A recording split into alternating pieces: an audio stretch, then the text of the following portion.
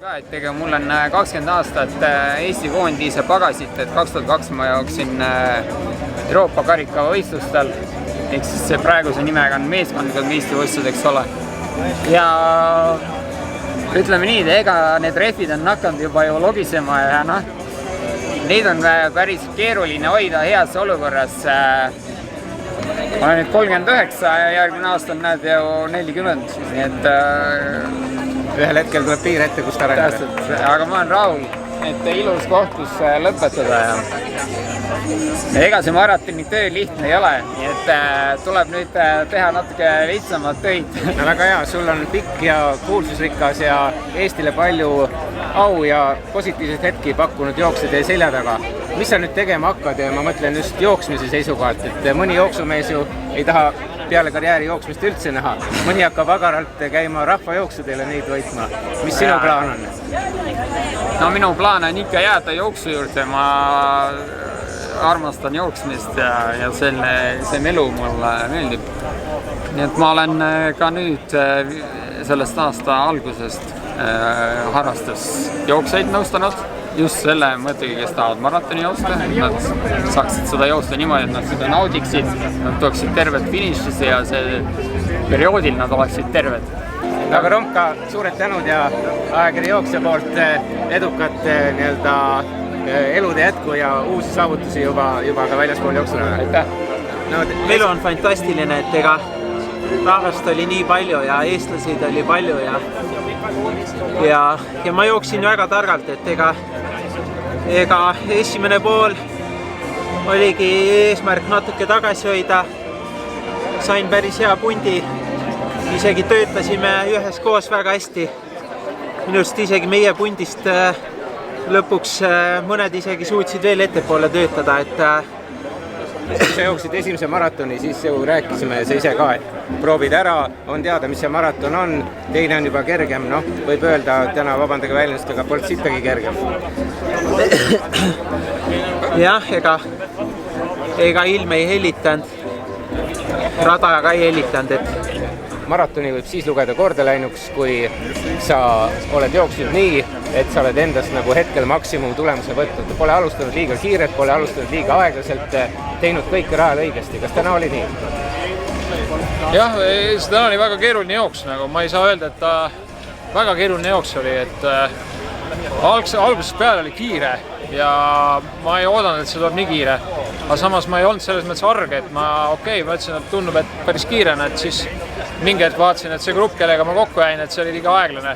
Siis see oli mingi 12 kilomeetri peal, siis ma hakkasin üksi vedama ja siis tegelikult ma ju lõpuks jooksin kogu selle jooksu 12 kilomeetris ise. Seal ees oli tegelikult väga hea grupp, 12 meest, siis kui oli 30 kilomeetrit joostud ja hea tempoga grupis koos läksid. Ehk oleks siiski pidanud natuke riskima ja selles pundis ennast hoidma? No ütleme nii, et see oli nüüd tänu peatreenerile, kelle abiga sai see otsus langetatud, kuidas joosta ja eks siinkohal kindlasti peab tema ka oma seisukohta avaldama, et miks siis nii sai otsustatud, aga noh, arvestades seda, et meil oli täna ka tiimi arvestus ja eesmärk oli ikkagi ka mitte nagu riskida tiimi tulemusega, siis kui ma oleks täna 1 minuti aeglasemini jooksnud, mis tähendab 2.13.46, siis ju tegelikult me ei oleks 6 hulka tulnud tiimi arvestuses, me olime 6. Ja 1 minutiga ei Suurbritannia meist tahapoole. Nii et selles mõttes see, et ma täna kiiresti jooksin, see oli väga oluline. Ja kui ma oleks sellega võib-olla esimesed kaasa läinud, midagi oleks juhtunud, 2 minti näiteks kaotanud, siis on head aega 7. Et täna me oleme 6 hulgas.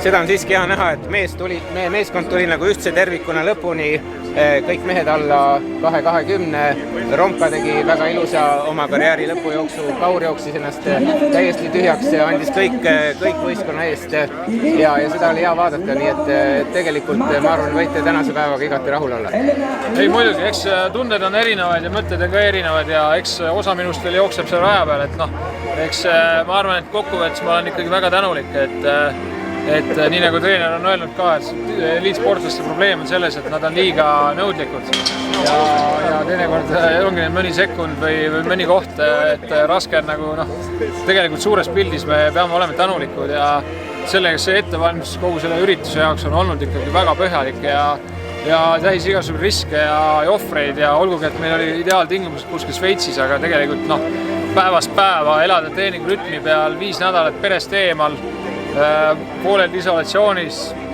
et selles mõttes noh, üks karm värk, mis selleks tegema peab, et tegelikult tiitlivõistlustel võistelda.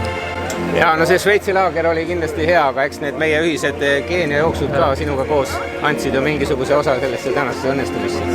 Ei muidugi, näed, jooksja lood ja motivatsioon, mis ta Keeniasse kaasa lõid aasta alguses, see kandis meid siiamaani välja.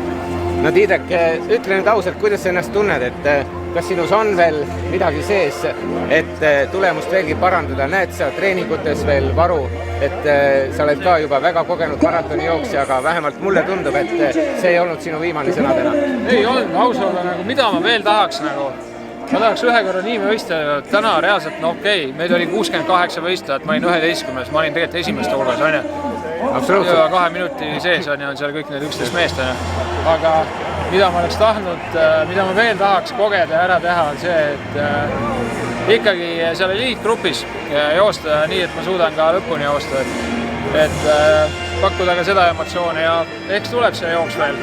Et kas nüüd siis millal, seda on raske öelda, eks me valmistame olümpiaks ja olümpia saab olema kindlasti hoopis teine üritus ja seal on jällegi tase nii palju kõvem, et seal ei saa, see eliitgrupp on natuke tugevam.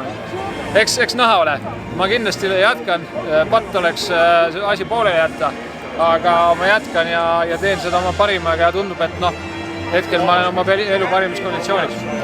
Nii Romka kui Kaur ütlesid ka, et fantastiline atmosfäär oli tegelikult täna joosta. Parim, mida ma seni kogenud olen, et sakslased ikka panid, paugutasid teid mingeid plakateid ja asju ja korralik müra käis. Iga kord, kui me siit stardialast läbi jooksime, siis tõusid ihukarvad püsti. No. Et see oli niivõrd nagu tõesti emotsionaalne, et oleks kogu rada selline, ma ei kujuta ette, oleks kõik seal vist nagu segi pööranud ennast. Ma ei imesta, et see sakslane võitis, kodupublik võis ikka. Mis nüüd veel sel sügisel ees ootab sind? Ma ei tea, eks tuleb nüüd arutada, eks pere arvelt on nii palju ohvreid juba tehtud, et ma ei saa praegu midagi lubada, aga olen mõelnud, et võiks üritada Eesti rekordit joosta järgmine veebruar Sevillas ja siis ühtlasi ka olümpianormi, et praegu tõsiselt mõtlen selle peale, et tänast jooksusünnis ilmus pidades see Eesti rekord võinuks praegu jala sees olla ideaaltingimustes. Aitäh Tiidrek nende emotsioonide eest ja jõudu jaksu edaspidiseks!